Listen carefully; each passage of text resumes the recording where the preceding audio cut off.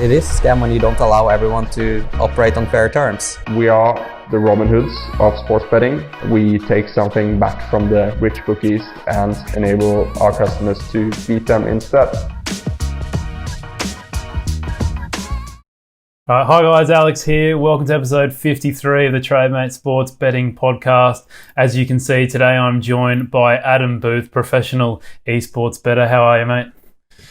I'm good. I should probably apologize to your listeners off the bat. Usually I bring high energy and stuff to esports conversation, but even after 2-3 coffees this morning, I'm still feeling a bit under the weather. Even though I've been very good about lockdown through the entire COVID period, I'm still feeling a bit low energy today. So I will still try to not keep it too monotone and dull. After all, esports is always exciting to me, at least. Yeah, no, I'm sure you'll be all right, mate. I've listened to a few podcasts before, and I think you'll be a very entertaining guest for everyone, and especially in a space that's not too talked about. I guess in general terms, everyone wants to talk about, or at least in America, you probably want to talk about your big four, betting your big four sports, and for us on this side, I'm not even in Europe, but I guess most of our listeners are from Europe. They are also interested in football, European football. So, mate, I'm really looking forward to talking esports with you today. You've obviously been doing it for a couple of years now, but you've recently taken up a new job in April, I think you said, with Prize Picks. So we can talk about that too, the daily fantasy sports side of things towards the end. But to get started, mate, I noticed that you had a background in mathematics, or that's where you started your career or your life working. How did that help you get started with betting? Yeah, so it was just a minor in mathematics, moved to a teaching degree, moved to working for an educational software company, breaking down middle school and high school curriculums in order to map out the entire United States and Canada. But so the mathematics didn't really help me get started with betting, but the CEO of that company, his previous project was developing MLB predictive software, and he was a high stakes degen who introduced me to Pinnacle. So that through a sort of indirect way, I found myself with a Pinnacle account and with a bit of a basic foundation for math. And I think for a lot of people that are recreational bettors, there's a perception that I either need to already have a master's or PhD in mathematics, or I have to sack that off entirely. And I think just getting some foundational knowledge in probability and statistics is going to set them down the correct way, even if they're from the camp of, I already understand the type of offenses the NFL coaches are running, and I can dissect this and that from the eye test, and I can just use trends. If you just sort of add some basic math to your foundation, you'll be better off. So I don't consider myself, even to describe, for you to say my background's in math, it's a bit misleading, because it's not. But I do have some basics that have helped me to know some of the common pitfalls that I think a lot of introductory rec bettors get into when they're trying to make a system. Yeah, I think it's important for people to know that there is a linkage there between maths and betting, although it might be one that's barely spoken about by, as you said, recreational bettors or whatever, people that are not too interested, I guess, in the value side of betting. It's just an interesting point for maybe listeners who are just getting into betting, that mathematics plays a huge part in becoming a successful bettor. How did you then get into esports, mate? Were you much of a gamer or anything like that? Yes and no. So my parents were big growing up on the let's have a well-rounded kid who's sort of mediocre at all sports instead of really good at any one or two. So I did grow up, playing hockey, playing tennis, downhill racing, lots of stuff. But I was introduced to some games, I guess, when I got into middle school. Counter-Strike 1.6, StarCraft, I guess those. So Age of Empires. Like there was just a handful of strategy games and shooter games that were kind of just becoming the, I guess, big ones at the time. And they are games that would develop such a player base that they would kind of be the foundation for some of the big esports titles we have today.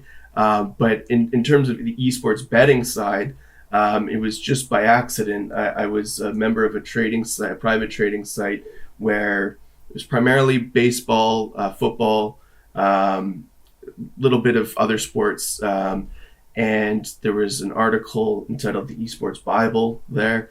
And it kind of was just an introduction to this world of actual professional gaming and some basic rules, as well as the sites that were currently offering it, of which Pinnacle was the premier one.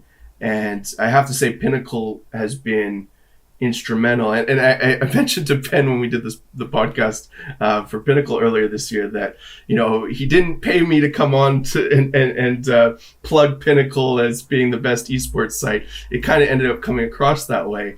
But Pinnacle has written a number of introductory educational pieces to educate their bettors. And I mean, you don't have to have an account with them to read these articles, but to introduce the world of esports to the public, the mainstream betting public. So it's just through my own research more than anything that I actually got further and further into esports. And every year I've tried to add additional games to the arsenal. This year I had big plans actually to put a few more feathers in the cap, but with COVID, I ended up just kind of focusing on the three that I'd been doing for a number of years already, because that material and those bets were in such high demand. So it's all about finding time to add the next project to the list, I guess. Yeah, of course, man. You don't want to spread yourself too thin, do you? No, exactly. And so I want to know what people say to you. I don't know how much you do it for a living now, but when you say to them, I used to or still bet esports for a living, what kind of looks do you get? Yeah, I get what's that? Like I get a lot of esports in general, there's a sort of cloud over it where it's not a sport, so then you have to explain it's professional gaming. Then you have to explain that betting on kids, it's often seen as it's just teenagers playing video games. That is a fallacy, and that it's the level of professionalism and talent is far beyond kids being button mashers, and some of the biggest sports organizations in the world are putting big money down on these teams and players to excel to the best of their potential. So I get a lot of funny looks. I generally keep it to myself, though. My closest friends and family know directly what I'm doing. But beyond that, I'll generally just say I'm doing some sports writing or esports writing, because it's just too much to explain in like a small talk conversation, and as well, like what I came over to England to do was to get a law degree, which I completed 4 years ago, and because I haven't progressed down that route, which I plan to do when I eventually move to Canada, there's a bit of a judgment, I guess, from a lot of the peers that I know, professional peers, as well as people I graduated law school with. So it's not that I'm embarrassed to say it. It's just that why get into it if you can just sort of keep it to small talk. Yeah, just say you're an accountant, mate. That's what Jonas. That's right. What I work in finance, right? Yeah, exactly. That's a quick see you later. All right, too easy. All right, mate. Let's get straight into it then in terms of the betting side of things, because I really, I think the thing I'm most inquisitive about is the efficiency side of esports, because we discussed it before the podcast. We just, I think it was in March or April, we just implemented esports into our software. And the edges that come up are huge. And I'm wondering if whether that's, it can be twofold. It can be like either we're just incredible at what we do and we're able to make lots of money from esports, or the market's just so inefficient that, when there's a big move, that the swings are so big and you're able to actually get on because maybe there's not as much sharp action around. I guess start off with like a general question, like how efficient are these markets and what kind of closing lines are you looking at? Yeah, so to back up, first of all, it was excellent that you guys took the initiative to add esports earlier this year. I know a lot of bettors looked at it for the first time. A lot of professional bettors looked at it for the first time.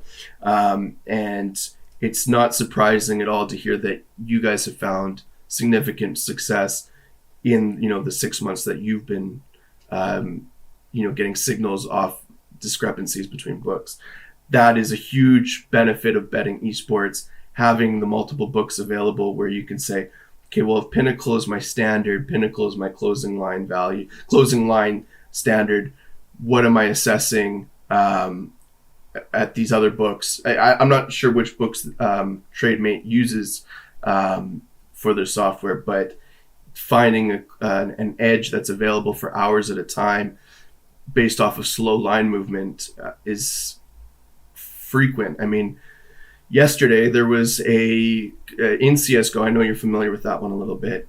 There's a premier team called Complexity that had a notice go out, in the early hours of the morning that they would be playing with their coach, and the opponent was a Portuguese underdog team named SAW. That line held at 6.5 to 1 for hours at a time. I didn't actually check what it finally closed at, but that was available for 2 hours maybe that morning. And when you look at, and that's at Pinnacle as well, though, I should mention. I think we got it at 7.6 and it closed below 7. It was staggering. And those types of things are commonplace in esports, where the market is slow to react, the books are slow to react. As far as the efficiency, I've been saying for years now that esports is soft. You can say that some markets, like maybe CSGO money lines on ESL Pro League, is sharper this year than it was last year over the 2 seasons. I haven't looked at, I'll assess the results at the end of 2020. I did find 2019 tougher than 2018, but CSGO is one of the 3, I would say 2 really, between it and League of Legends, where it's going to be tougher than, Dota or StarCraft or, any number of other smaller esports markets that are kind of just getting their foot in the door. But when you compare it to the efficiency of football, tennis, American football, there's no comparison. And this is why I'm saying your bettors, the people that are utilizing your software are better off putting their bankroll towards an esports enterprise than to the American football, where sure, they might find a small edge based off of an early line movement. They're getting an early line on Tuesday compared to where it closes on Sunday morning. But can you actually say that the percentage of difference between that and what you're going to get on, for example, yesterday's match? You're not going to find yesterday's illustration on any NFL market for the entire season. Yeah. That's kind of what I'm saying. And that news was up for hours, and then Complexity had a rematch later in the afternoon where they still closed at 70% or 75% against a Finnish team, and I believe they lost that one outright as well. So this is the maturity of an esports market, not understanding that yes, 4 of their 5 players are still, cream of the crop, the best in the world, playing against relative no-namers. But when one of your talented players is on his way back to the United States because he's homesick and you now are playing with your coach instead, how is that going to affect the price, or how should it affect the price? And these things happen frequently over the course of the year. I don't know how many teams with or without coaches have seen no reaction or an overreaction, and just signaling on those, identifying those types of matches, you can make a nice profit. So again, I'm not surprised to hear that you guys have, maintained a 10, 12% ROI over however many thousands of bets this year, knowing nothing about CSGO, not knowing a single player's name, but just keying on the slow movement from one book to another. Yeah, I just got up the results for our last 10,000 trades, or 9,800 trades, with CSGO, and it's staggering. It's like a 15% ROI. That's a flat ROI. Wow. So I guess if you staked it with Kelly, then maybe you'd be able to do even better.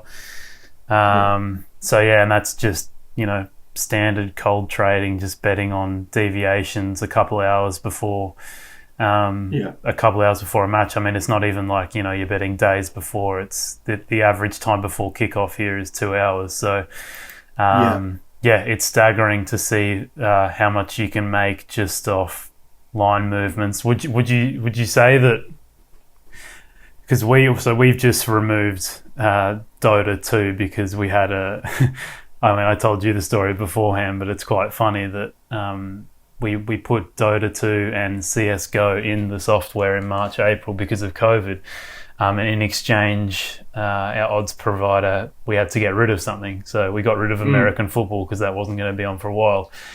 And we forgot to put it back in a couple of weeks ago when it started again, and we got heaps of, emails or whatever saying, what the hell, I'm getting no trades for American football and all this kind of stuff. But like we were saying beforehand, the smarter thing probably would have been to keep Dota 2 in there because it's a lot more exploitable. And I think the other thing to look at, which you guys might be aware of now, is how many matches there are per year. So when you compare that to an NFL season of 260 games or whatever it is, and you say we've already traded 9 months into the year 9,000 CS:GO matches. I mean, if you're talking pure profit, and you're maintaining a good ROI, so I don't want to take that away from you, but when you're talking pure profit and the goal being, side income or monthly income or full-time income, how does that compare to a 4-month NFL season where your opportunities are limited? Yes, the limits can be higher depending on your book in NFL. That's absolutely the case. But if you have a book like Pinnacle available, or some of the more mainstream books that do have higher limits on esports, in comparison, you might not have the, I can get 5 figures down on every CSGO match that I want to bet, but do I need to actually earn more in a year? And for most day traders in sports betting, they're not looking to get 5 figures down even on their bigger sports. So it's not the real question here. It's what can my turnover be on matches where I hold an edge, and a greater edge than those mainstream sports. And as far as pulling the Dota back out in place of NFL, probably highly offensive.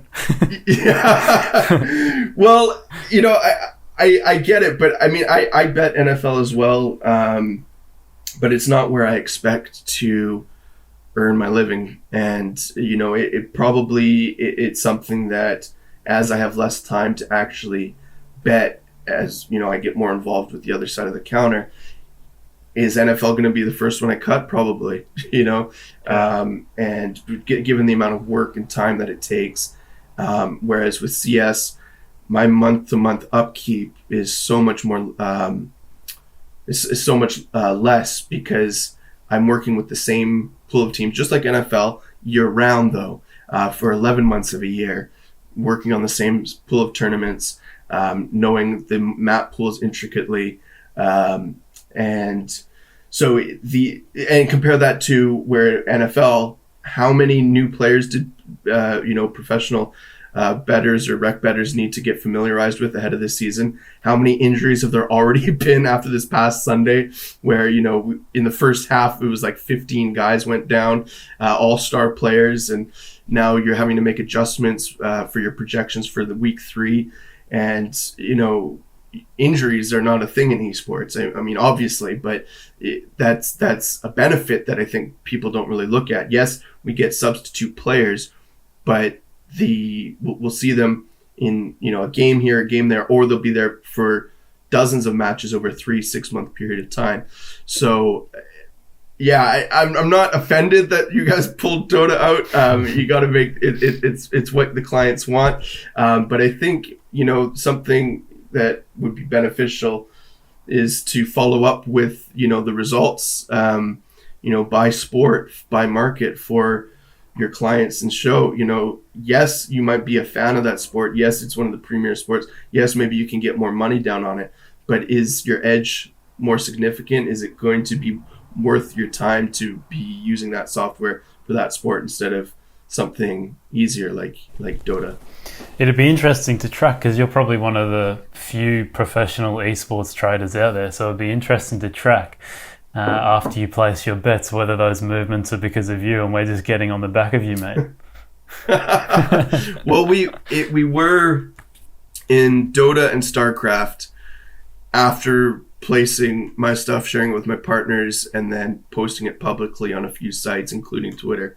We were controlling the Dota and StarCraft for a good portion of COVID. I haven't actually followed up kind of since the August break, but yeah, it would be interesting. I mean, the edge on those esports, I mean, so what I documented between March 13th and August 8th or 9th was just short of 3,000 bets and 5% ROI for 130 units.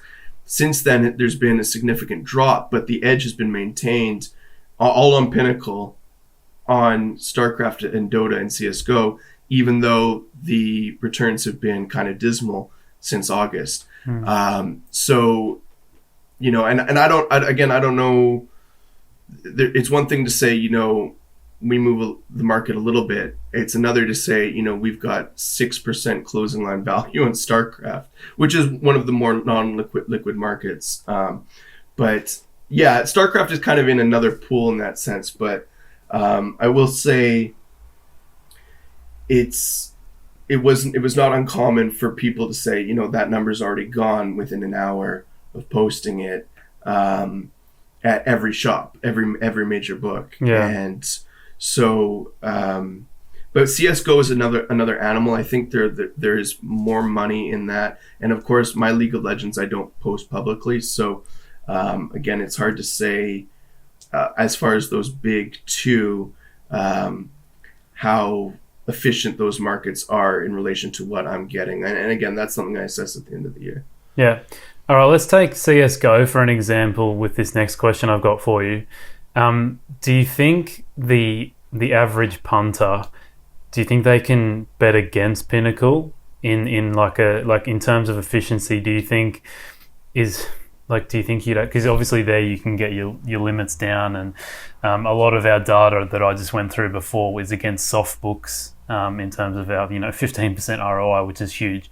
You're probably not going to get anything even close to that if you're betting against Pinnacle and just going off the numbers in the market. Do you think that approach is even possible? And if so, with Pinnacle, and if so, what would you be looking at in terms of a benchmark at another bookmaker to determine whether Pinnacle have got the wrong number?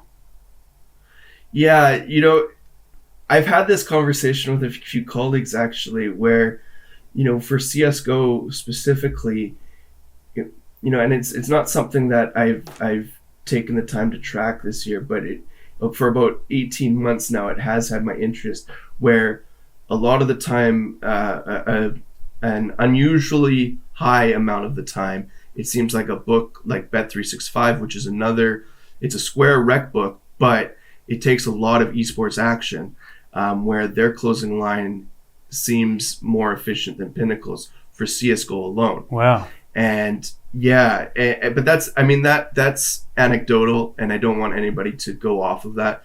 But it has seemed, just based on conversations I've had and the eye test, that an unusually high amount of games, just for CSGO money lines, has closed more efficiently at Bet365. But I don't want that to be considered as this is Adam saying Bet365 is the sharp book for CSGO. In regards to your question on if I think rec bettors can beat CS at Pinnacle, I think they can on opening lines. It's usually it varies between when. So the way the scheduling works, it varies. It's hard to say how much time, and I usually do bet and post into full limits. So, but again, it would, if I made a guess here though, I would say they could beat it on opening lines for CSGO beyond maybe the biggest matches. So we're talking about tier 3, tier 4, less known MDL teams, Asian markets. Sorry, when I say Asian markets, I mean Asian CSGO, Eastern European, South American, lots of the fringe teams that I bet Trademate capitalizes on that I don't actually even post publicly. The limits are sometimes lower for those, but there's less money involved, and I would gander that it's an easier market if you're just paying attention to news, form, some new talent coming up. I mean, I still bet some of these smaller things, but as I've branched out, I've been able to add other esports and other markets in those esports, like Dota kills, League of Legends kills, StarCraft alt lines, that stuff like that. So, I want to be optimistic and say, yes, only playing Pinnacle, it's beatable for CSGO still, but I don't have the data on that, so I'm not going to say it definitively. But it's a your response is, I think, very interesting, because if I said the exact same question to you with European football or EPL, let's just say, if I said, do you reckon the average punter could beat Pinnacle, you would tell me to get lost. But it's interesting that you're not giving me that response on a sport where you can get 5 figures down. I think that's a great point. When we're talking about one of the sharpest books, if not the sharpest book, having taking action in sports. I mean, that said, Pinnacle, I think I heard on a podcast that esports is now volume-wise 4th for them, and I'm not going to say what the other 3 were, because I'd be just kind of guessing for definitively what the 3 that were listed were. But I believe it might have even been on one of the Trademate podcasts, actually. But I believe someone had mentioned that esports as a whole, and now esports, should be noted, is hundreds of games. But if you include the volume, the handle over the course of a year on all League of Legends, all CSGO, it's going to be up there now ahead of some of the mainstream sports. So when you consider that, I don't think it would be a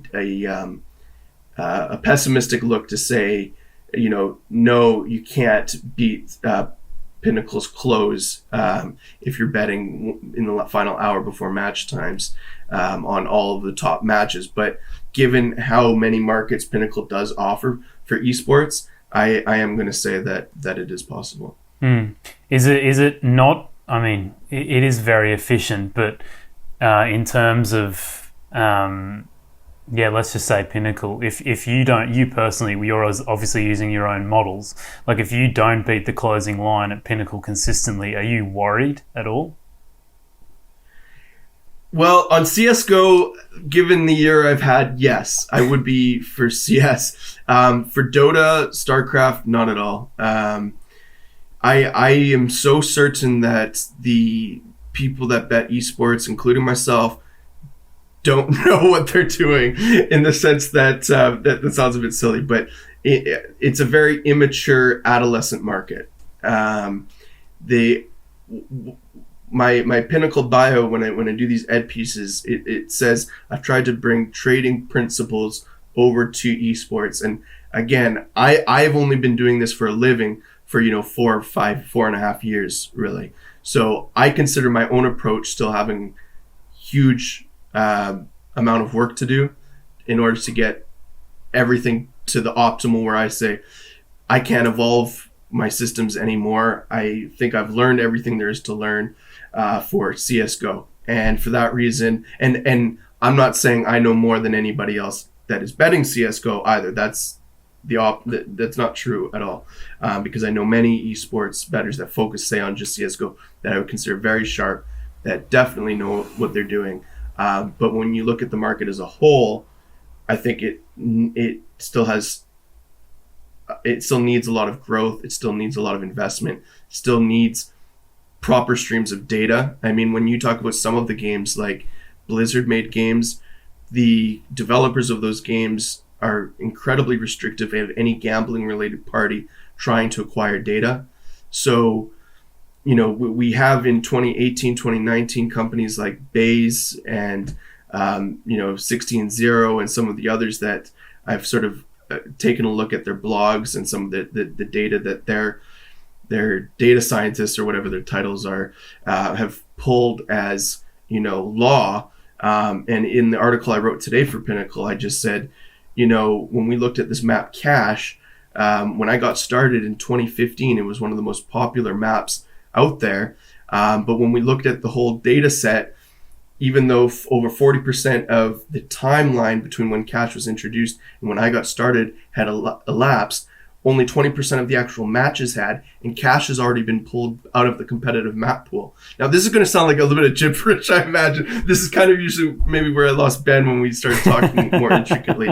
But my point here, Alex, is there's so much that we don't know about esports, and I think this is a good thing. I think for me to say that the esports market is inefficient in the sense that we need more people that are experts in this field, that have the data, that have spent their lives dedicated to it, like we see in football and American football and tennis, and that they know everything there is to know about what results we get on clay compared to grass, and how the surface speed affects certain servers. And when we talk about the entire scope of what there is to possibly learn in CS, where I think it is one of the more efficient esports as it goes, the tip of the iceberg is exciting for me. And I think when people read my articles, what I want them to understand is, while I might be theorizing these points and trying to come up with a data set that is sort of holds the whole picture to this point, I still feel like we're in our infant stages of where CSGO as a betting market could be in another decade. And we talk about true sharp money and syndicates, and people with a legitimate data on all of the circumstances coming into this exact match, and not relying on let's set the line there because here's what we think just the public, who is going to be the majority of the money on this match, is going to buy into. And so I still think this is what ends up happening when I sort of start to ramble about esports. But going back to the topic, I think not enough people that are betting esports know enough. I think that's our benefit as far as capitalizing on the inefficiency. And I think even if we came back to have this conversation 10 years from now, we could still say esports is a lucrative opportunity, even if it's 5% more efficient, or 10% more efficient. So that's my my thought on where it currently resides. And what are your thoughts on the margins that bookmakers are putting on esports? Both on the soft side and the sharp side, is it bigger than a normal sport like a big market like the English Premier League or something like that? Yeah, it is. Absolutely. That is one of the detriments of betting esports, is the margins are worse. But I frequently, I don't know if you've, like even yesterday, when the Trademate handle retweeted my card for the day, you notice I just put to 1 decimal point. I'm putting for Crazy. That's the esports team name. It was 1.6 when the odds I got were 1.67. So I frequently do this. I round down on 95% of the wagers I post, unless it's 1.98 and I'll say 2. But the vast majority I'm rounding down as a way of compensating for the difference in margins and sometimes the difference in price that people tailing my work will get. And yes, I frequently get the, hey, did you know that it's actually 1.72, not 1.7 over at this place? And, I'm happy to go through and say, yes, I know, but I'm doing this for the standard across everybody that tells me. So while the margins are worse in esports, the inefficiency more than makes up for it. Yeah, well, that's what I was going to say, is that I had a really interesting conversation with a guy called Matt Howard, and this was about 20 episodes ago. He's managed or been heads of various sports books, and he said having a bigger margin is almost it's a sign of weakness, because they're so inconfident in their own models that it actually, them having those big margins makes them actually more exploitable in a way.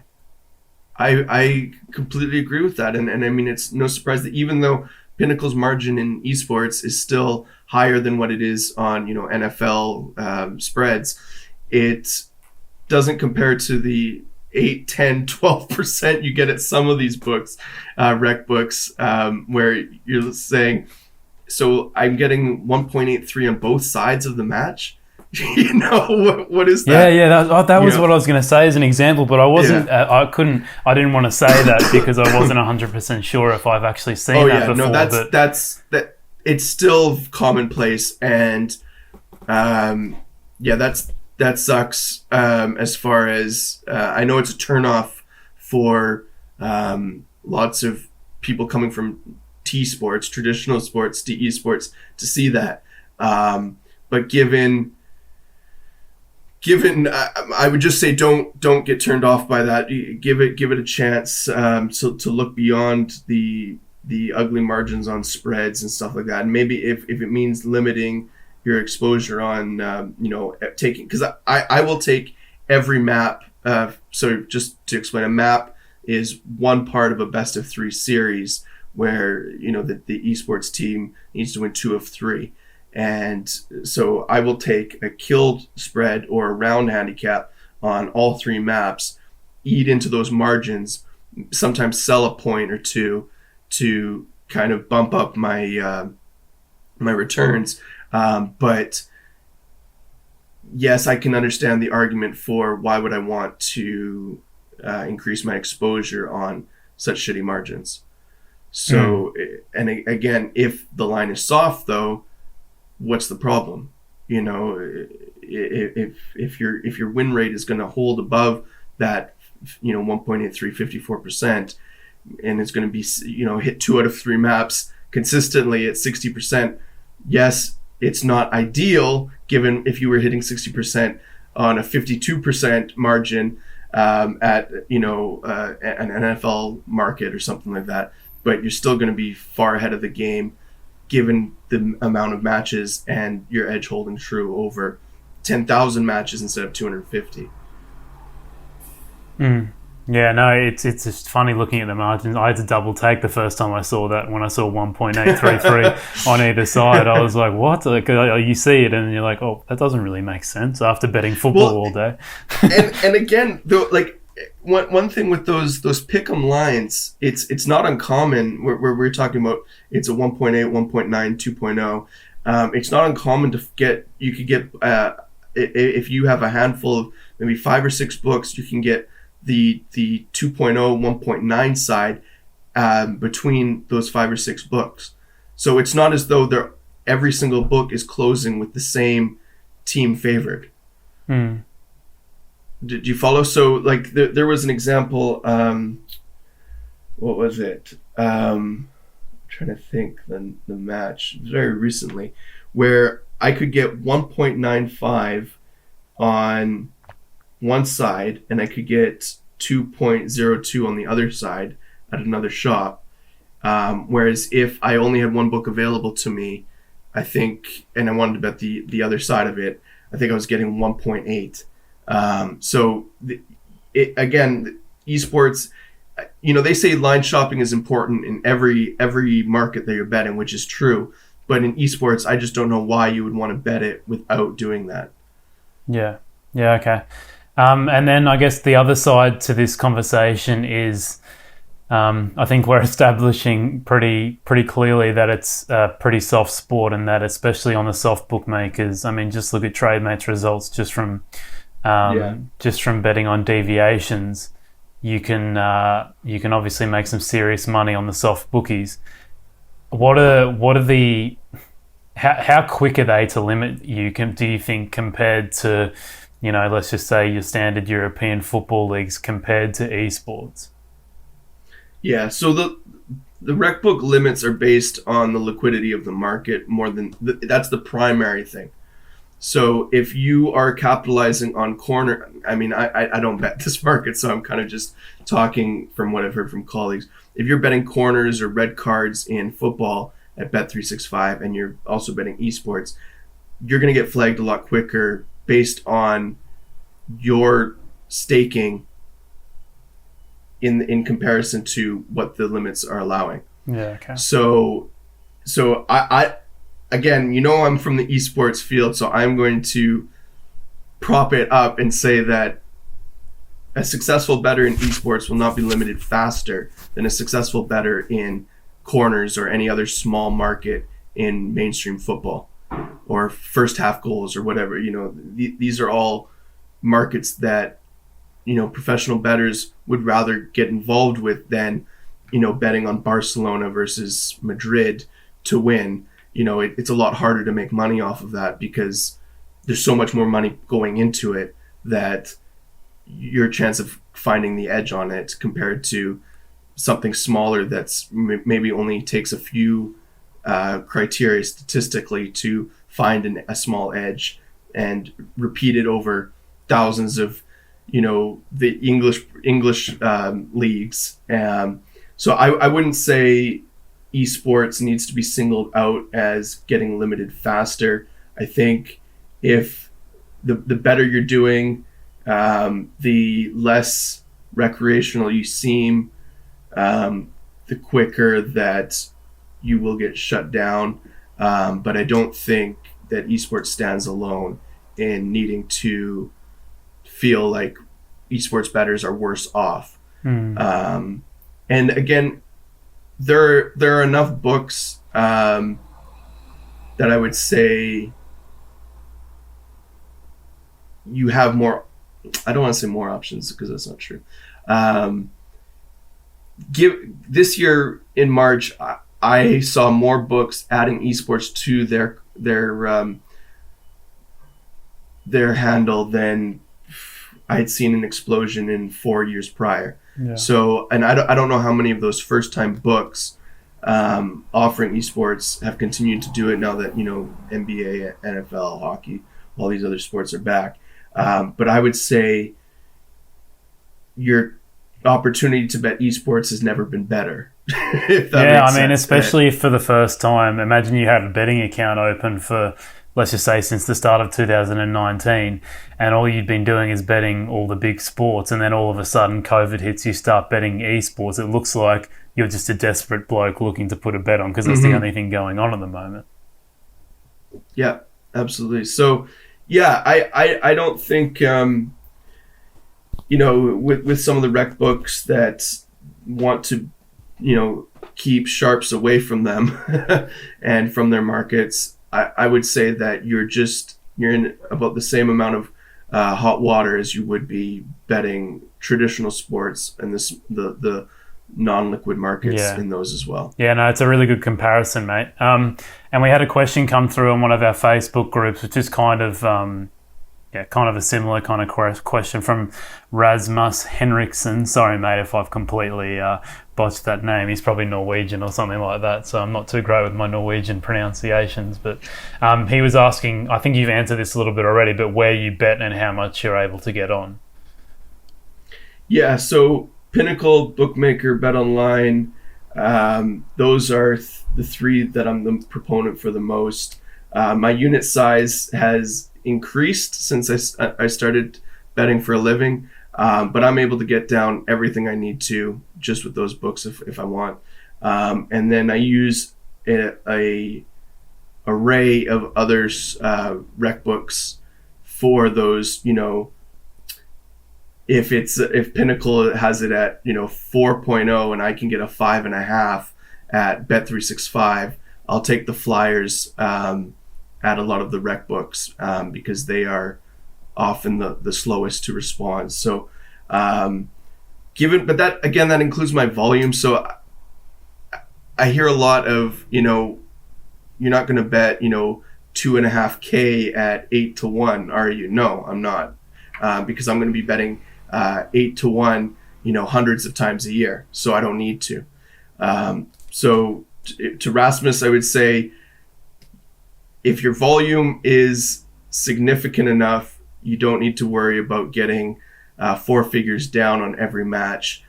So believe in, if he's been betting esports for a while or wants to get involved in it, be prepared to try to exploit your edge as frequently as possible in order for your returns to be the focus rather than your exposure. Yeah, good point, mate. Does that make sense? It kind of sounds like did I say that correctly? Yeah, no, it makes sense. Okay. Because I get okay. You'll always make sense as long as you're not speaking esports terminology. We'll be all right. I just mean to say the inefficiency in the market is going to be on the house side, on the dog side, a lot of the time. So you don't need to be worried about how much you can get down if you're betting with the inefficient side. Yeah, of course. But where the edge actually lies. Yeah, and on that, we had a guy called Nenko from the Church of Betting, who was actually the guy who recommended you to come on the podcast. Oh, cool! Yeah. So, Mr. Cobb, I call him. Yeah. So that's one of the things that he pointed out. He said he thinks the most common edge that he finds in esports is there's more value in the underdogs or the outsiders, whatever you want to call it. Yeah. Would you say that's one of the most common edges you find? And if not, is there some of the other common edges? Absolutely. I had people when I started so I bet esports year round, and I've been doing it publicly since 2018. That's when I first started sharing on Twitter and a few other forums, kind of everything.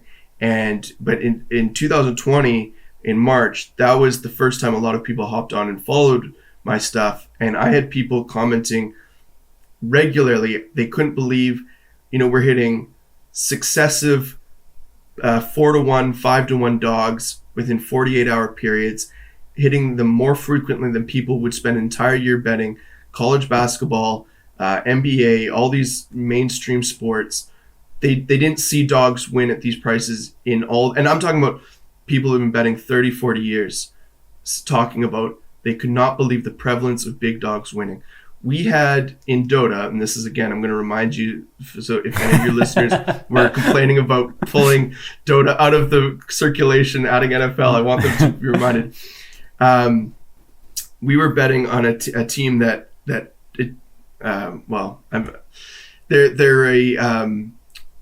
one of the classic Dota teams. They're called Newbie. They went under a dark cloud this year for some match fixing stuff in February, pre-COVID.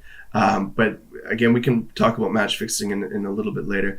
But we hit Newbie at 8-1, 7-1, I think 8-1 again, and I think we only hit on the plus 1.5 spread, all within 1 week of this is in March, April of one tournament. The lines were not adjusting to the prevalence of these upsets. I mean, you just do not see results like that. Even when you talk about, a March Madness Cinderella team, there was a 16 seed that upset a 1. I think it was 2018 March Madness. Again, I'm not college basketball. I think they were 40-1. That was the first time a 16 has ever beat a 1, and they were 40-1. But we talk about Worlds, Liquid beating who was it? Liquid beat who was it at Worlds 2019, maybe 2018. I think they were 25-1, and I think that was my biggest win on an underdog ever. But the frequency of 4-1s, 5-1s, I mentioned the coaching thing yesterday. There was a 7-1, and then later Complexity lost again, to a 3-1 dog. You just don't get those kinds of results in anything else. So do you need to put down $1,000 on the favorite at those ridiculously overpriced short odds? No, just be okay with, cutting it to 500, cutting it to 300, throwing some on each individual map. So if you put 300 on each individual map on the plus 5.5 rounds spread at yesterday's match between Saw and Complexity, then you put plus 300 on the plus 1.5 handicap series spread, which was at 2.7, I believe, or 2.8. And then you put some another 300 on the money line. You're going to be making 2K easily on those 5 trades. So again, do you need to be worried about, I don't get my, 1.2K down on Complexity to 2-0 it? No, you're betting the wrong side to begin with if you're going from the notion that, most teams are at 75, 80, 90% to win in esports. So, and I bet lots of favorites too. I'm not, of course, but I catch myself frequently on the losing side when I'm on the favorites too. So even I don't think I bet enough underdogs. Yeah. So I really think, today for the Dota, I'm on a full card of underdogs, and I don't know what the current status is in match 2, but Natus Vincier, who are playing Team Nigma, they 2-0'd them as, 2.6. That's, 2.6 plus 160, what's that, 3 points in the NFL? Is that right? 3 to 3.5 points? Mm-hmm. That's kind of considered an upset. In esports, that's not considered an upset anymore, given what we see. So I get very excited and animated when I talk about underdogs in esports, but it's because of how standard it is to key in on them and to win with them.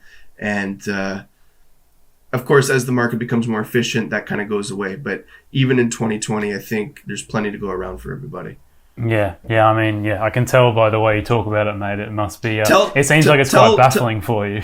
Yeah. If it was Rasmus, or there's CSGO is very popular in the Nordic countries. Tell him happily get in touch if he needs locations. But I think Pinnacle, is it not available in Norway? Yeah, I'm not sure if you can bet Pinnacle outright, like straight to the book, but we've got access to. Yeah. Well, I'm not in Norway anymore, but when I was there, I had access to Sport Market. So, Sport Market, you get everything through there. So, yeah. Okay.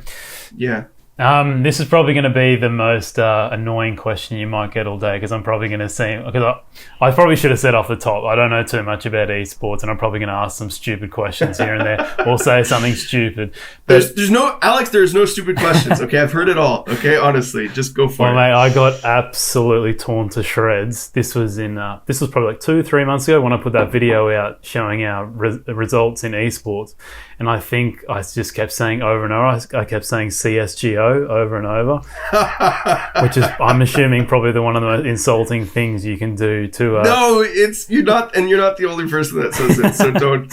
Even when I was preparing a video with SBR, the host started off saying, "So Adam, you bet CSGO," and I just said, sorry, CSGO. Even though it is phonetically CSGO, honestly, don't even worry about that. Every time I've said it today on this podcast, I've made sure just to slow down at CSGO. But yeah, so with this question, I wanted to ask how easy it is for you to transfer across titles, if you know what I mean. So I guess if I said to anyone today, let's just say I became really good at betting American football. It's quite a process to take my models from American football and to make myself really good at ice hockey. You're talking about a whole different ballpark. How easy is it to go from CSGO to Dota 2 or some other esports like that with the current models that you have? That's a great question, and it's comparable to saying I'm going to try to apply my football data to my hockey data or to hockey betting. Yeah, it's useless. The one exception that I've used in my journey is transferring my approach in Dota to League of Legends, and the reason is, and it's only for one market really, which is kill spreads, and the reason is the foundations of the game are very similar in.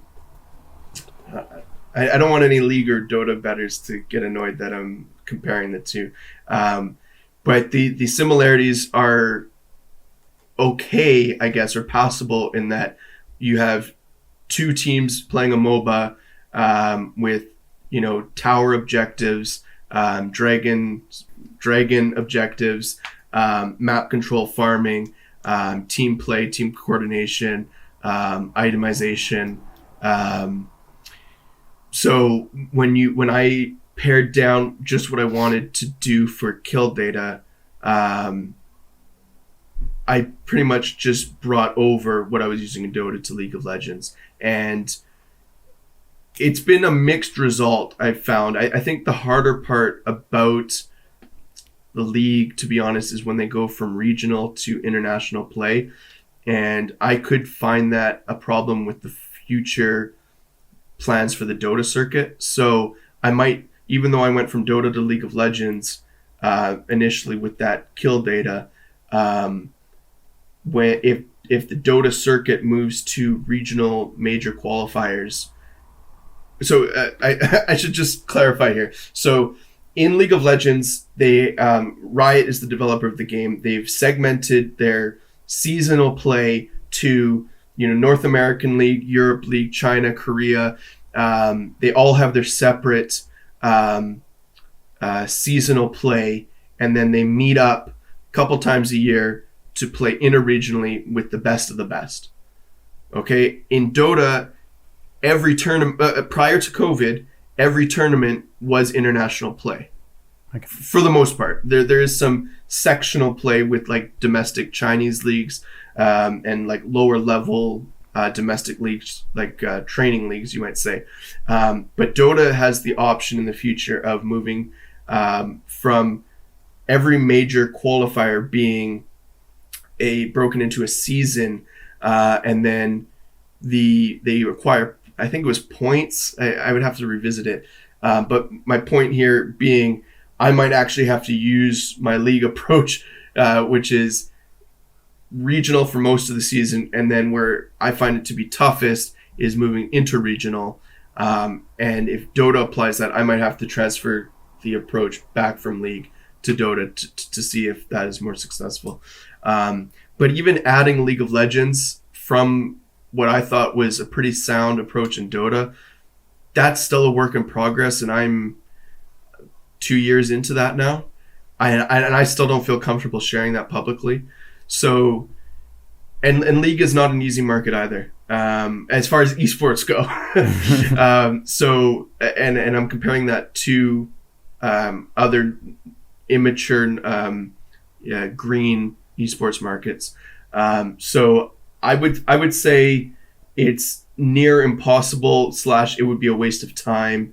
No, let's start. It would be a waste of time to try to transfer approaches of, say, Dota to even other FPS games like Call of Duty, Valorant. Although Valorant, okay, I feel like I keep backtracking because here's where the ideas have been churning in my head all year with Valorant. The setup for Valorant is so similar to CS, even though a lot of the sort of cosmetic and superpower stuff and there's a lot of additional layers to Valorant, but the foundations of it parallel most closely with CS. That's the first game where I'm thinking it might actually be efficient for me to transfer some of what I've been thinking about and approaching CSGO with my trading to Valorant as it gets bigger. And for prize picks, Valorant is so I handle all their CS projections, and we have sort of brainstormed some plans for adding more esports in the future. And Valorant is at the top of my list, ahead of even other games that I'm better at betting traditionally, because the parallels are there. Yeah. Okay, mate. You got very technical during that answer, but I'll... I'm sorry. It deserves a technical answer, mate. No, it deserved a technical answer because it was a dickhead question, probably. No. Because I think, no, but that's even something I touched on in one of my articles, which is, it's common for traditional sports bettors to say, my kid plays Fortnite and CSGO, and they played StarCraft, and they got to diamond level or global elite or whatever on 2 of those 3 games. That must mean that there's the knowledge is there's a crossover between the knowledge and could not be further from the truth. So it's an excellent question for anybody getting involved in esports. And I think if you were watching both Dota and League of Legends, you'd say there are some similarities here. I wonder if the data or the types of data could be used in both. Whereas with CSGO and like Call of Duty, yes, kill-death ratio is important in both, but the strategies of the individual maps are very distinct.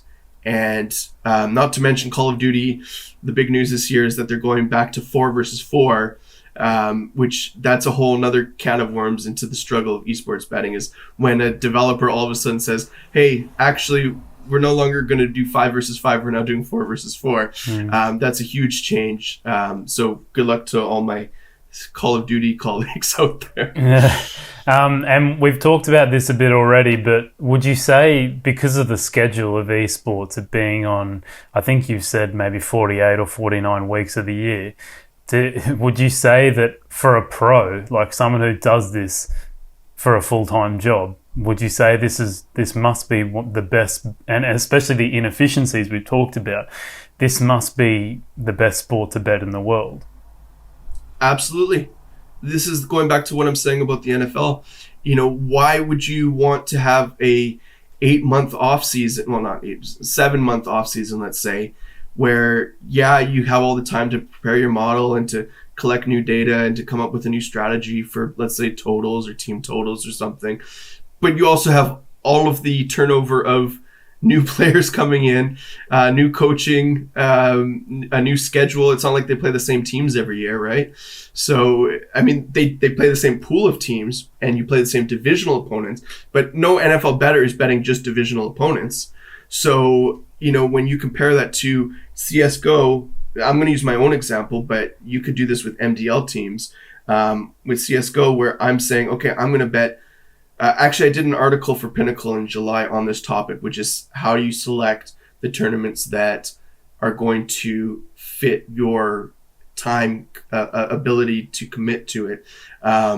So you start with the premier tournaments, which are the CSGO majors, which are, other than this year, they're twice a year. Then you work to you work through the prize money, okay? Because the prize money generally dictates the pool of teams and talent, and you work your way down because you can actually find categories of statistic efficiency by teams as you move further and further out from the major centric focus. So start with the top, move outwards. it's not the same as where you say with Premier League, I'm going to select from the Premier League, then what is it? Division. I always get these mixed up. Division 1, Division 2, Championship. I probably missed one in there. Yeah. But when and above that, you've got your Champions League. So, but you know that the higher you go, the more money that's involved and the tougher it's going to be. That's not necessarily true with CSGO. And as well with CS, you can branch out to decide your volume size. So the more teams you add to it, the more opportunities you're going to have, and the less efficient, I would venture to guess, the market becomes, the smaller the teams. So, and yes, one of the caveats here is maybe there's more match fixing involved in the lower levels because less money's involved. But that's why I say to people, determine the amount of time you want to commit to this. If you're only betting CSGO majors, what was the overlap? I think if you were looking over the last 4 years of CSGO majors, you would find the same overlap of like 75-80% of teams. So, and within that, there's some roster changes, but you can easily adapt to the 1 or 2 players necessary because of all the data and the qualifiers needed to get to that major. So, have I convinced you yet that I think esports betting is great there, Alex? Well, that was what I was going to say, is that maybe we should just end this podcast and I might start building a model, mate. You've got me that excited, mate. I haven't even ever watched a bloody game of esports and I'm ready to build a model, mate. That's right. I was going to say, like, on that note of watching and stuff, like, again, a lot of colleagues and friends have said, and I would say new friends, have enjoyed even professionals where they work from home or they're in front of a computer all day. They'll have the esports up during the day as their background. How nice is that? It instead of getting home and I'm going to paint a picture here, getting home and turning on to watch the NBA game where your kids are bothering you and you can't focus on just relaxing with a beer.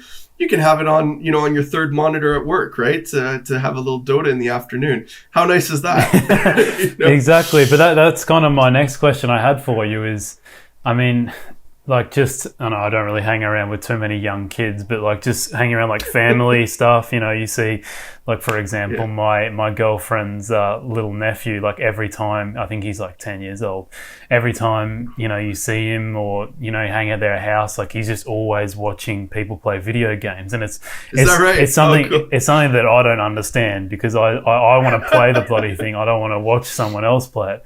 Yeah. But, like, I maybe this is a question for maybe like 10 years time, but do you see like esports ever getting to the level of, your NFLs, your NBAs, and do you think like the players themselves will ever get the credit they deserve and like, be taken a bit more seriously? It's a good question. And I think because of how quickly esports has exploded, I mean, I say quickly in regards to the mainstream, and of course, with COVID, that gave it another bump into awareness by non-gamers, the non-gaming community. I don't think it'll sort of replace the NFL in popularity or replace the NBA in popularity, but I don't think it needs to either. I don't think that should be a goal of esports, is to become the most popular thing on the planet. However, I will say, when you talk about the popularity of some of the stars, the Swedish stars of the Ninjas in Pajamas roster, they get recognized in Sweden. The same thing happens in South Korea with StarCraft professionals and Overwatch professionals and League of Legends professionals. These guys do get that recognition. Okay. And their salaries are up there as well already. I mean, just recently, there was a signing by Cloud9, which is one of the premier North American esports orgs. They signed a French in-game leader named Alex to 1.6 million paid over 3 years. I mean, that is professional sports money, if we're really talking about it. It's not going to be...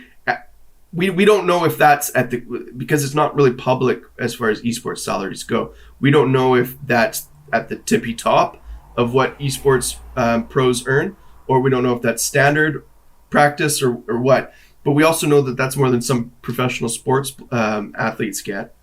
So, and certainly at a starting salary, it's comparable, So I would say, but I mean, if you look at the whole professional tennis scene, how many professional tennis players are earning that per year? Yeah.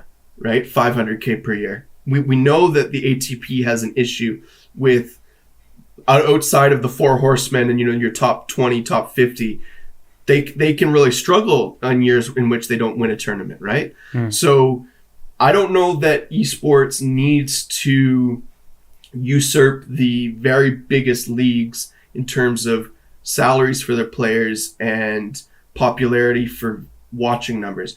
What I think actually needs to happen to be a success, and in 10 years' time we say CSGO, League of Legends, Dota was a success, is that they find a way to make sure that people who are sinking their money in now as early investors or have over the past decade see returns on that money, because it's very easy for 3/4 of the NBA teams to try to get an esports org paired with themselves in North America.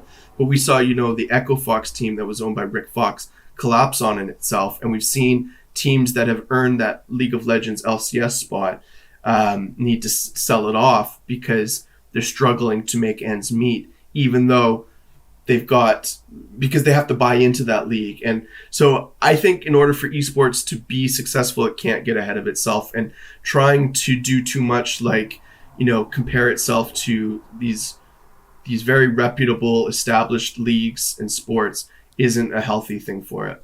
No, it'll be so interesting to see, because I mean, if you think about it logically, you would think all these young kids coming through, watching people play video games, you would think that hopefully 10, 20 years time that converts to people getting obsessed with esports and it becoming a absolutely big sport.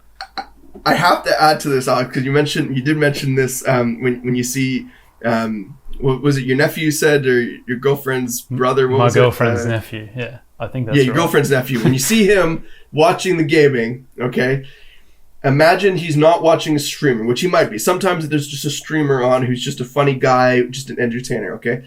But now imagine you've been trying to, perfect your tennis serve your whole life, and you are now watching Roger Federer show you how to do the perfect toss so that you are not double faulting every other time you go up to serve. Okay, this is the attraction of esports is the skill necessary to be that good and to get those top salaries. It's not I'm watching somebody else game. It's watching somebody with world-class talent that I could never hope to accomplish do that skill. And it's intelligence. That's the other thing. Esports, whereas with professional athletes, it's often a physical skill or accomplishment or maneuver that they're pulling off that you say, wow, what an incredible catch in the outfield by that MLB player. Okay, he is absolutely earning that ridiculous salary. Now you see a Dota professional microing, which is the term for maneuvering your in-game character. You're microing at 300 actions per minute in StarCraft, or also very high in Dota, moving and already knowing what plan and strategy they're going to take to execute all these spells in a fraction of a second, and do it with cohesion with their entire 5-man team that you will never see in any of your casual pub matches, even if you played 10,000 hours for the remainder of your life. So I just want to reiterate for the listeners, I mean, this is coming from the esports fanboy in me. These players, these professionals are not just good at video games. It is world-class talent that the common gamer, no matter how many hours they sink into it, will never achieve, because it's not just I memorize button mashing. Yeah. No, that's awesome. It's great. It's so cool to hear you talk about just hear you talk about esports like to that. Ramble, to rant. No, it's good, because I mean, I probably come across as disrespectful sometimes, which is No, you don't. I'm just not at all. But Alex, on that note, and this goes for listeners. If I've written, SBR and Pinnacle both have given me a platform over the past couple of years, and to write in detail about esports, and I'm always, open to new ideas for topics. So if people have questions about specifics of things that I'm sort of rambling or not really going into depth about, including yourself, like these are things that these other sites have given me the freedom to come up with good content for. So if, readers are interested in, can you explain, types of data that you would use for Dota, or can you explain the micro skills needed to use this hero rather than this hero? That's all stuff that if I haven't written about it, someone out there has, and it's I can happily send it to anybody that's listening. Yeah, definitely. And so nowadays, mate, you're working for Prize Picks. So for the people that don't know who Prize Picks are, they're a daily fantasy sports website. So why did you move? I'd love to know why exactly you wanted to move there. Just because, from what we're talking about today, like it seems like your investment into a professional esports bettor is working very, very well for you. Yeah, so a colleague actually who was working, who I didn't know was working for them. He was affiliated doing their League of Legends and Smite projections, for the past, I think it was year and a half. He passed my name on when COVID struck as someone that could possibly add some additional esports to their game. And it's not something that I would have, and when you're talking about plans in 2020, it's not something that I would have thought I would have gotten the opportunity to do. But I've always wanted and been curious about working on the other side of the counter. And given the success of my own esports betting, specifically in CSGO, they trialed me through the COVID period. We had great, I'm not going to say huge in the contrast to traditional sports like what we'd see in NFL and NBA, but very respectable numbers of their clients coming in to play our CSGO game. And my hold on on that handle was excellent. So they offered me a full-time position. Well, full-time, it's not full-time. They offered me a legitimate position to stay on with them in September, which I was very excited about, not because I'm ready to move away from esports betting and retire or anything like that, because I think I'm still going to be good to go with it for a while. But to take a more active step in making sure that esports is a success for their company, and whether that's providing projections for other games or making sure that I'm assessing the liability from certain action from sharps. All of that fits into things that I would like to improve my own skill set. And it's been fun. I have to say, and I know that I'm not plugging them here, but I am talking from my point of experience, which is I've got to meet a very talented and very hardworking group of lines makers, and even the guys doing our data and reports every day. They're very ambitious. We have excellent communication, and I don't know what is standard practice with other books and stuff, but I've loved getting to know their team, and I learn every day a little bit more, and I'm excited that they have taken an interest in adding esports. So, for somebody, as you've heard me sort of spout and rant about esports the whole time, you can tell that it is a passion of mine beyond just it being a profitable avenue for the past few years for my income.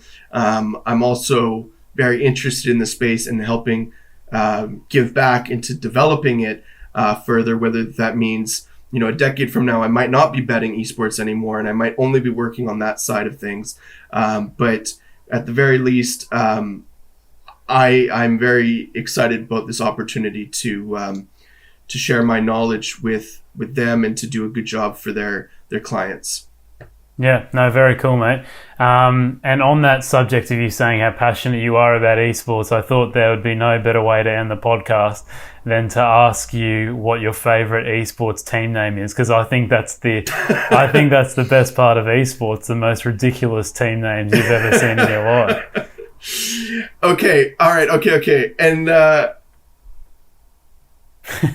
probably have like a handful, but I think one that really sticks out for me, which has some historic. We talked a lot about big dogs coming in, and Dota being very live for big dogs hitting. In 2019, there was a Peruvian team called, I think it was Anvergesa. Let me just type it in to make sure I'm pronouncing it. Anvergesa. Oh, I'm probably butchering it. Yeah, Team Anvergesa, and any of my South American friends, please correct my pronunciation. But essentially, it was the translation for cat burgers. Oh, right. Which I don't know if you've seen. There was an old meme about cats and cheeseburgers or something like that back in the internet heyday. Okay. And the icon, I don't know if I can screen share or if you can pull up this image. Is that possible? I think I have to give you access to be able to. Okay. Oh wait, give me a second. I'm gonna send it to. I'm gonna send it when the podcast goes up. I will include their image when I retweet the podcast. Yeah. I'll include the image in the thumbnail there, because the image was too good to pass up. Anyway, Anvergesa delivered as an underdog at, I forget what minor and major. They were one of the biggest underdogs because nobody knew them. This Peruvian Dota team, and we just hit on them. The cat burgers, again and again. So Team Anvergesa, that would be probably my favorite. Yeah, no, awesome, mate. That's a good way to end. And I really, I really appreciate you coming on today. It's your passion for esports. Really, although we're, from Mexico to bloody the UK, you can feel the energy that you have for esports all the way from over here, mate. Cool, man. And I think you should be really proud of the work you're doing, because you are, in a way, like a pioneer in esports, and especially in the betting arena, because there's no one, I don't know, you probably know it better than me, but there's, in terms of stuff you see on Twitter, which is kind of like a really good hub for betting stuff, the amount of esports stuff you see is so minimal. I appreciate getting the invite, and I thank Mr. Cobb for passing my name along.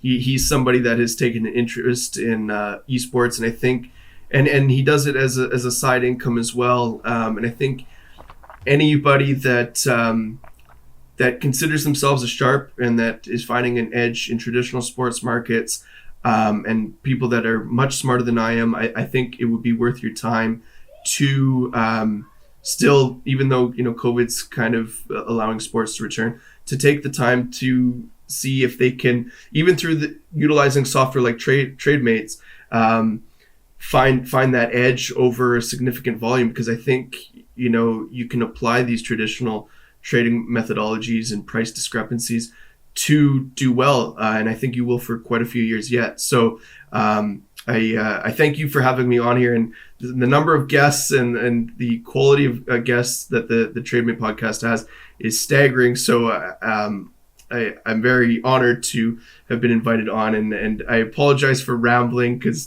I often have a couple notes jotted down about things I want to touch on, and then it's like, oh yeah, about those other 5 things like I'm doing right now. So anyways, thanks again, Alex, and I hope that your listeners find this beneficial. Oh man, I'm sure they will be. Even though we're at, I think, episode 53 now, few episodes leave me with the feeling once you're done of like, oh geez, I should probably look into that. And actually, I guess not many people give as much information as you have away today, and and are so excited about how, like, I don't want to say easy, but simpler it is to make money from esports compared to betting these other way more efficient, massive sports leagues. Mate, do you want to just finish up by telling people where they can find you and some of the articles you're writing, or just your Twitter account and stuff like that? Absolutely. So my Twitter handle is LockQWERTY. That's LOCKE QWERTY, like the keyboard. I'll put it in the description for people. yeah. Don't expect any to memorize that. I'm still writing the occasional sports betting article over at SBR, primarily just esports still, but I did do some NHL the last 2 years for them. And the NHL playoffs would just ended. We had 25 units profit with, I think 10% ROI over 7 weeks. So that was very lucrative. And unfortunately, I've closed down for the season, so you'll have to wait till next season to follow NHL stuff. And I'm also doing some educational pieces at Pinnacle. And unfortunately, I can't talk any DFS stuff relating to esports because of the stuff that PrizePicks has planned. But I'm always happy to direct you to other people who might be able to lend you a helping hand with esports DFS, which is a very popular growing market. So that's where you can find me, and don't hesitate to ask. There are no stupid questions when it comes to esports. I have all the time in the world if you are genuinely interested. I can advocate for the stupid question part, mate, as you can see on the podcast today. So. Nonsense, man. We're gonna come back and do another esports podcast sometime, and you're gonna have a favorite team by that time, and it'll be fun to chat about. I wish I could remember all the team names, because I was thinking myself what my favourite team name is, but I just my memory is terrible. I can't. You just see trades pop up on Trademate with you should bet on this team name. Like, what the hell? And you're thinking to yourself, am I seriously going to bet on a team called COVID-5? Which is a team name I saw this year. It's crazy, anyway. Isn't it? But mate, thanks again for coming on, and for listeners out there, the next podcast we'll have coming out will be on Friday, so that'll be just our weekly preview of the EPL and whatever else is going on in the world of sports. But other than that, thanks for listening. Make sure you do a quick rate and review of the podcast. Maybe not the esports fellas. Don't do a rate and review of this podcast. You'll probably just abuse me for all my poor esports knowledge. But please subscribe to us. And if you're looking to implement some of the strategies that we talked about today, we talked about it quite thoroughly, the esports ones especially. Don't hesitate to just start a free trial of the Trademate sports value betting software. But thanks again, Adam. Anytime, man. All right, see you guys later.